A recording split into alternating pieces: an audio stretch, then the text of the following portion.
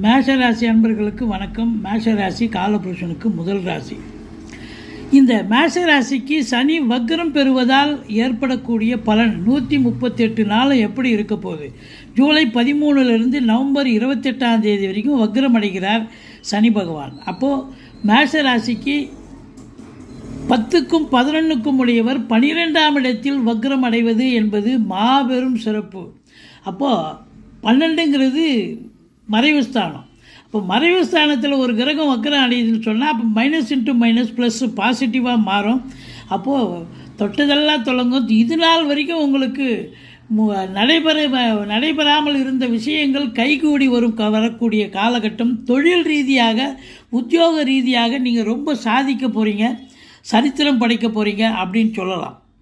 இந்த சனி பகவான் வக்ரம் அடைவது அப்படின்னாக்கா பின்னோக்கி பலன். அதே வீட்டில் தான் இருக்கார், மீனத்தில் இருந்தாலும் 11ல் இருப்பதான ஒரு ஐதீகம். அப்போ லாபஸ்தானம். அப்போ தொழில் ரீதியாக நல்ல லாபத்தை ஏற்படுத்தி தருவார். உத்தியோகத்தில் இருந்து வந்த பிரச்சனைகள்லாம் அகன்று ஒரு மின்னல் மாதிரி இந்த 138 நாளில் ஒரு நல்லது நடக்கக்கூடிய ஒரு அமைப்பு இருக்குங்க.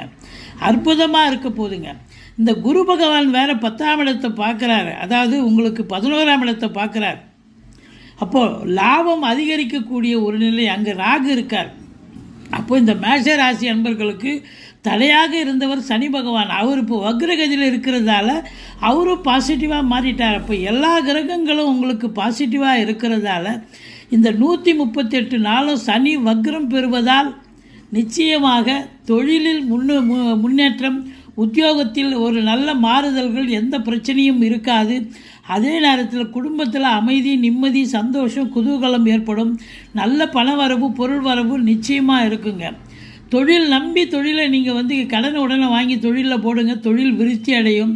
இந்த 138 நாளும் நீங்கள் நிச்சயமாக சாதிக்க போகிறீங்க, சரித்திரம் படைக்க போகிறீங்க, சந்தோஷமாக இருக்க போகிறீங்க அப்படின்னு சொல்லலாம். இது மட்டும் இல்லை, உத்தியோகத்தில் பதவி உயர்வுக்காக காத்திருக்கிறீங்க, ஊதிய உயர்வுக்காக காத்திருக்கிறீங்க. கண்டிப்பாக நடக்கும். ஏன்னா சனி பகவான் கர்மகாரகன், தொழில்காரகன் இல்லையா?